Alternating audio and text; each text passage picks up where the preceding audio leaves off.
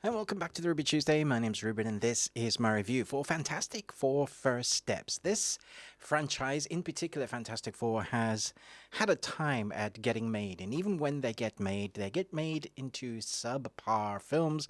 And now people are starting to come out of the woodwork saying the last one wasn't so bad. It seems to be the thing when a new one comes out that people say that the last one wasn't so bad. I remember the big beam in the sky as the big bad. I also remember them trying to do one in the late 90s that was one of the most atrocious things to ever hit the cinema. So, did this Fantastic Four First Steps just save Fantastic Four and perhaps the MCU? Well, let's talk about it. Forced to balance their roles as heroes with the strength of their family bond, the Fantastic Four must defend Earth from a ravenous space god called Galactus and his enigmatic herald, Silver Surfer. Directed from Matt Shakman, who directed WandaVision, and I thought that was a fantastic show, probably the best, one of the best TV series from the MCU that we've had. I will say that the MCU has been taking steps in the right direction, slowly but surely, trying to get us back to a place where we've had good scripts, good story, all about character, and then the big bad as kind of circumnavigate the thing that our characters find themselves in peril. And the last one dealt with depression, the last MCU movie, and it was all about characters, characters, characters. Then we had a big bad and the thing they needed to fight, and people kind of liked that. It was fairly good. Thunderbolts worked quite well. And then, of course, they retconned it and said they were the new Avengers.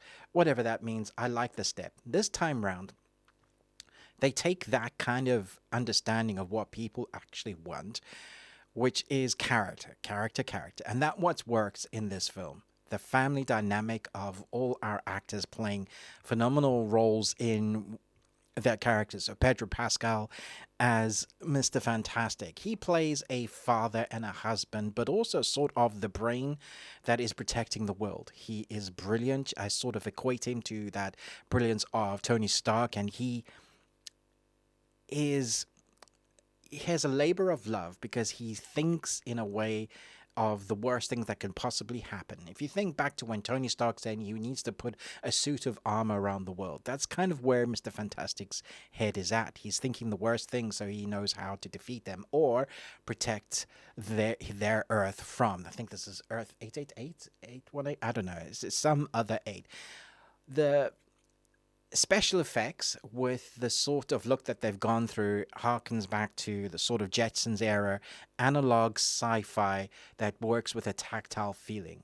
The set looks fantastic. It may take you a bit back. It did. One of my youngsters that went with me, they 20 years old and their partner is 23. One of the comments that he said that it felt different to any other MCU project. Not that that's a bad thing. It's just that the look and aesthetic and feel of it is very different. If you're thinking WandaVision, you're getting somewhat of the flavor and then mixing a bit of the Jetsons there. And you have something that feels very different to the MCU films that we've had of late, which is a good thing because it so heavily focuses on character. When you have Vanessa Kirby playing a very protective mother, she will do anything, but she also is the protective mother, the mother of this particular Earth, and so she wants to protect both. We have Johnny Storm, who is sort of the ladies' man, but we don't really see that is kind of said, but he's looking for his next adventure. He's looking to go to space, and we have, of course, Ben Grimm, who plays Thing, and he's character here I wasn't sure of when I first saw the first trailer of this. I'm not sure I was gonna like the way they took him, but because the family dynamic is so believable, like you just believe them as a family that just so happen to have powers, that just so happen to be the protectors of this particular Earth, that is what we get, and it does take its time to get us to know them. It doesn't retcon the original story like some of the other films have done. It doesn't make us go and sit through that origin story again. We get a little bit of like a kind of I remember what happened to the Fantastic Four, how they got their powers, but for the most part this takes place when they have their powers and we just see them dealing with day-to-day life and balancing their powers. That works well even when we get the big bad in Galactus and the Silver Surfer. Those are showcased sparingly, and we do get to see Galactus in his all his glory. I did wonder how they were going to do that well. There, I felt for what we were given, it's an easy story. You know, this is good guys protecting Earth from Big Bad. That is like the crux of the story. But in between that, the meat of it is the relationships, is the quirks, the jokes that aren't for emotional impact and then having a joke come immediately after. No, we do get to sit with some of the emotional moments, which is great. But for the most part, it is just about the family. The action that goes on around it is a special bonus. And if that was just the whole episode or the whole film, I would have been fine with that. But the special effects do look good. There's just a couple of dodgy moments with the CGI baby that at times looks real, and other times you're like, is that AI? That's kind of has that feeling. And I think for the most part, the big Galactus feels in the Silver Surfer looked great. Talking of which, I am a little bit disappointed with Shia LaBeouf, not with Julia Garner portraying Shia LaBeouf. I just don't feel like we got enough of the Silver Surfer. We are barely scratching the surface of this character. And this character is so interesting and so sort of broken. And as we start getting a little bit more of the Silver Surfer, you want to know more. And that is one thing that a couple of the other Fantastic Four films did better, gave us more time with the Silver Surfer, and I was hoping that we would get more. We just didn't get enough of it. Paul Walter Heiser plays Harvey Elder, and he just kind of reminded me of his character from Cobra Kai.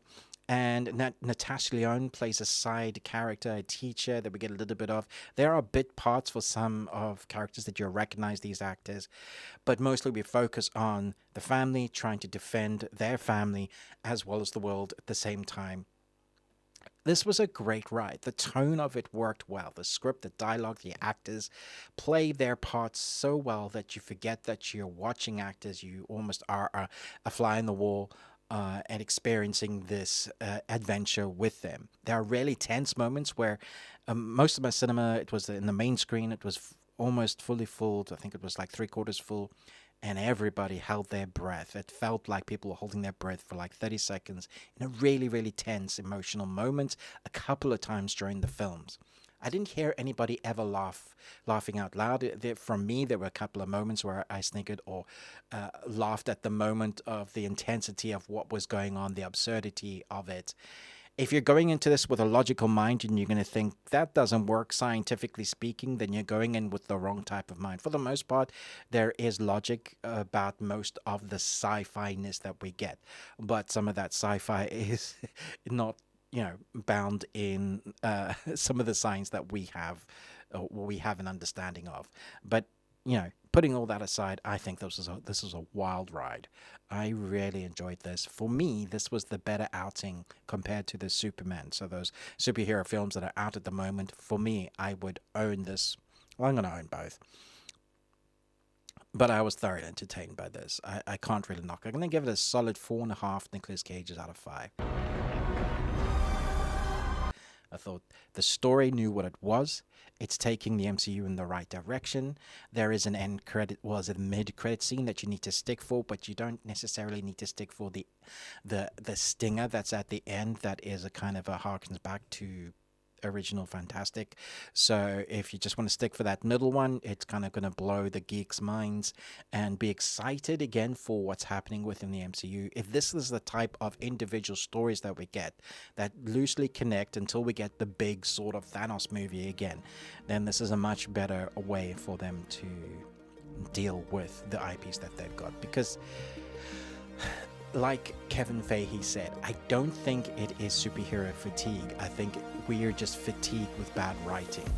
And this feels like it's at a much better place. So let me know your thoughts and feelings of this one. Thanks so much for watching. But most of all, until next time, remember, live long and Tuesday.